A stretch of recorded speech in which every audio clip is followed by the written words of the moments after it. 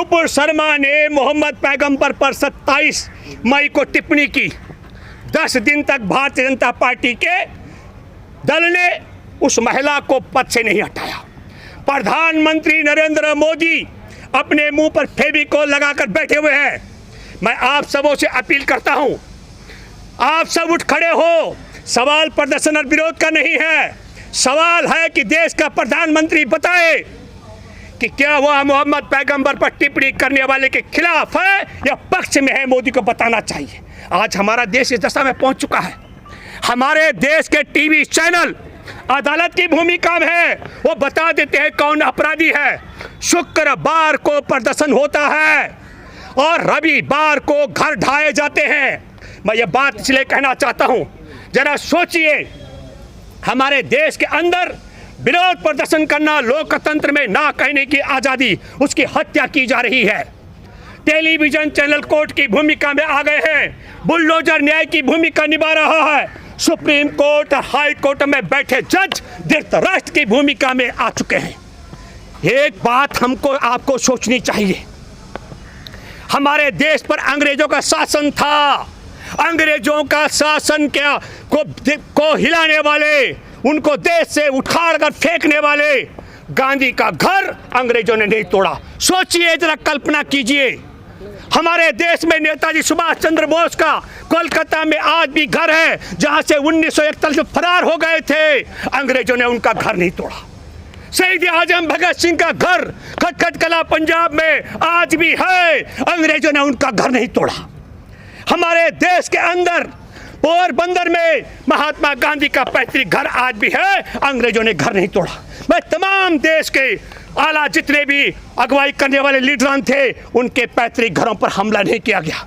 हमारे देश के अंदर संविधान की हत्या करके हर एक जो टीवी और अखबार बता दे उसे अपराधी ठहराया जा रहा है और एक दिन बाद उसका घर ढाया जा रहा है। और मैं हैरान हूँ, सुप्रीम कोर्ट में बैठे, हाई कोर्ट में बैठे जज, मैं ये नहीं कहूँगा चूड़ी पहन के चूड़ियों का अपमान है, पर धृतराष्ट्र जिस तरीके से महाभारत में द्रौपदी का चीरहरण हो रहा था धृतराष्ट्र की सभा में, और सब के सब धृतराष्ट्र की भूमिका में, अंध की भूमिका में थे, उसी प्रकार की भूमिका आज हमारे देश में संविधान की जो मर्यादा उसको तार तार करके बुलडोजर को न्याय का प्रतीक बनाया जा रहा है।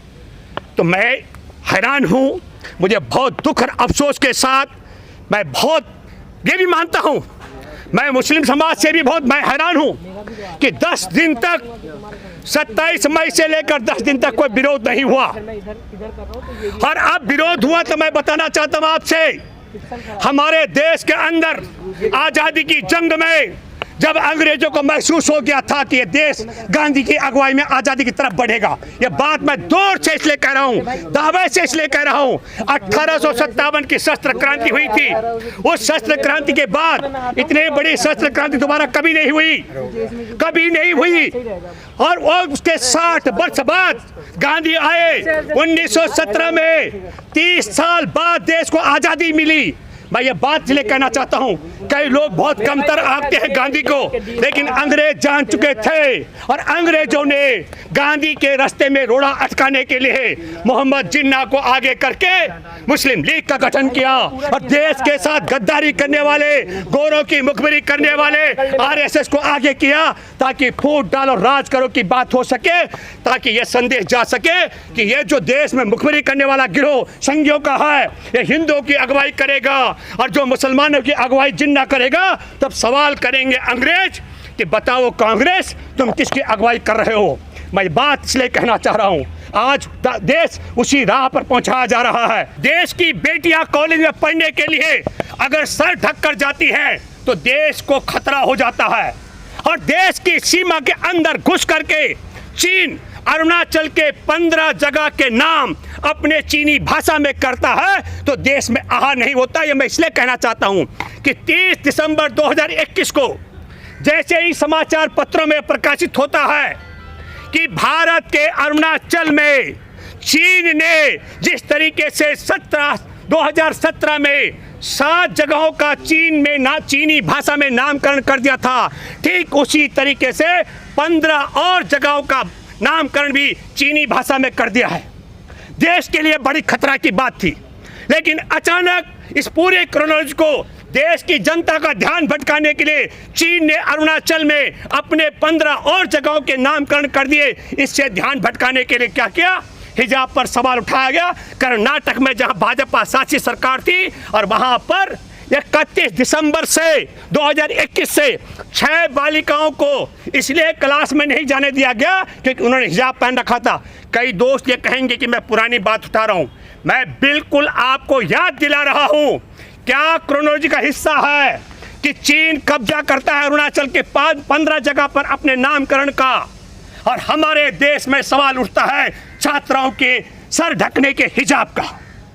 हमारे देश का चुनाव आयोग ऐलान करता है 3 लोकसभा के उपचुनाव का और 7 विधानसभा उपचुनाव का, और वहां से हिंदू और मुसलमान बनाने के लिए ठीक उसी तरीके से नुपुर शर्मा टाइम्स नाउ में बैठ करके मोहम्मद पैगंबर पर टिप्पणी करती है।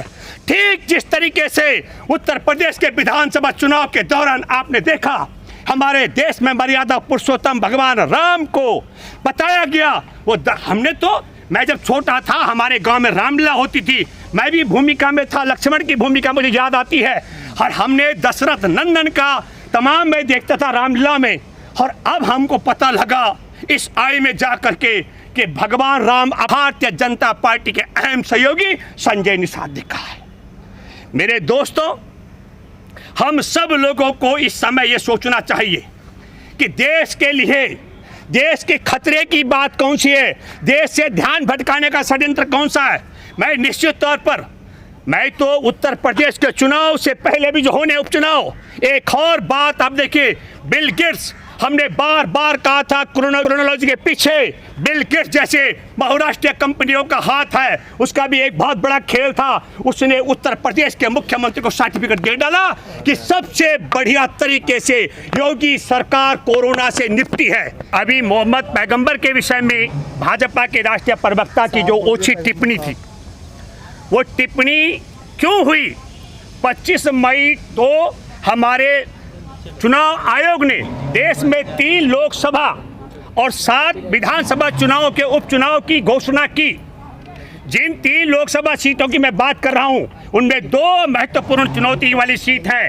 एक आजम खान का रामपुर का सीट उत्तर प्रदेश का, और दूसरा अखिलेश यादव का आजमगढ़ का सीट।